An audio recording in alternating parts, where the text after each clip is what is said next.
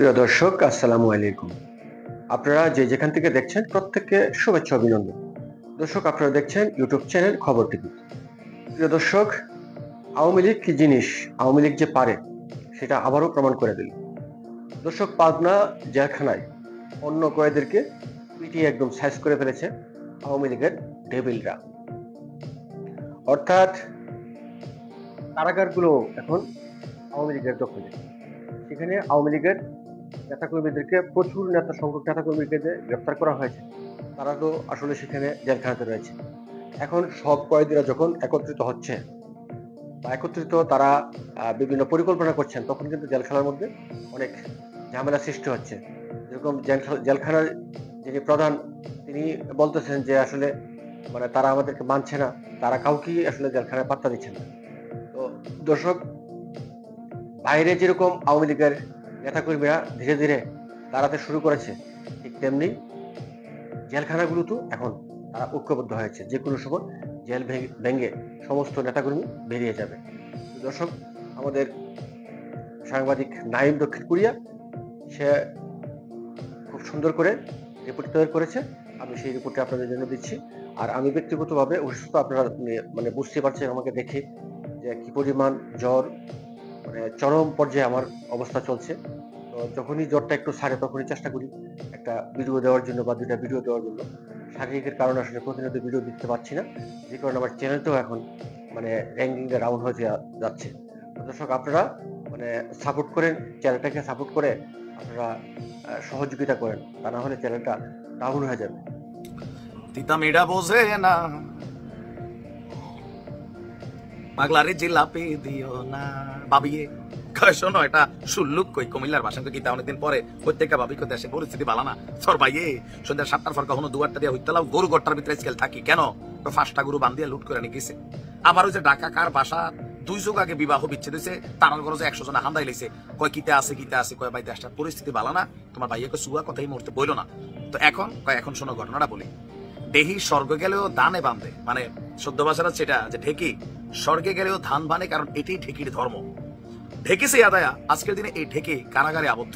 বর্তমান আওয়ামী লীগের যারা কিছু ব্লুটুথ নেতাকর্মী আছে বাহিরে দীর্ঘদিন যাবৎ এরে ধরতো, হেরে মারতো, এখন অনেকদিন মারামারির সুযোগ পায় না। একটা কাজ করো, জেলে বসে বসে সময় নষ্ট করে লাভ কি? প্র্যাকটিস রাখি, যে কোনো সময় ডাক দিলে জেলটাল ভাঙ্গিয়া বাইরে তৈব।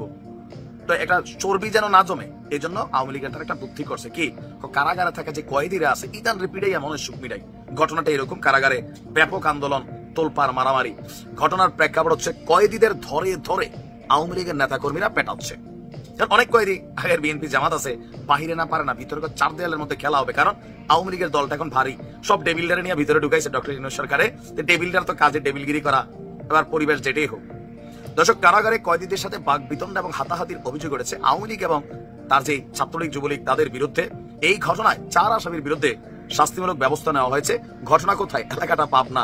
এমনি মানুষের তার তো মাথার রক ছিঁড়া থাকে, আর উপরে যাতে করে আওয়ামী লীগ। জেল সুপার বলছেন, কয়েকদিন ধরে কারাগারে অন্য কয়েদিদের সঙ্গে আওয়ামী লীগের নেতাকর্মীরা খারাপ আচরণ করছিলেন।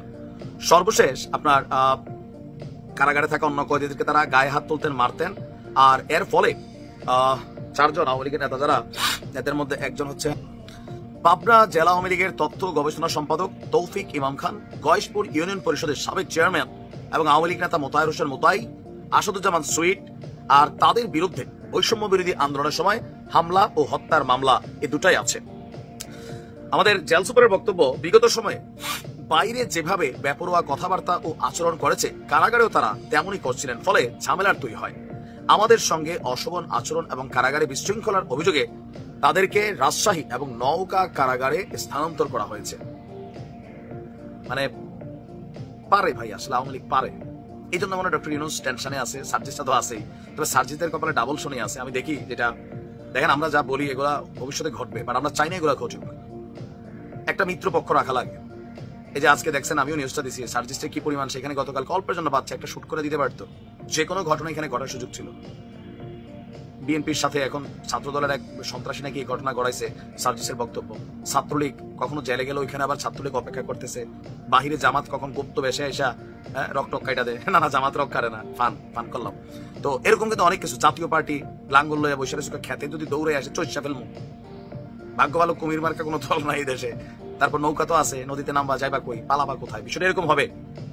চারদিক থেকে যে পরিস্থিতি তৈরি হচ্ছে, কারণ এক মাঘে তো শীত যায় না, আওয়ামী লীগেরও মাঘ ছিল, এখন আওয়ামী লীগের পৌষ চলতেছে নাকি না কি, মানে বাংলা কি খারাপ মাস কোনটা, লিখো গরিবরা কমেন্টে লিখো। তবে আওয়ামী লীগের নেতাকর্মীরা বাংলাদেশে একটা অনেস্টলি সত্যি কথা বলি,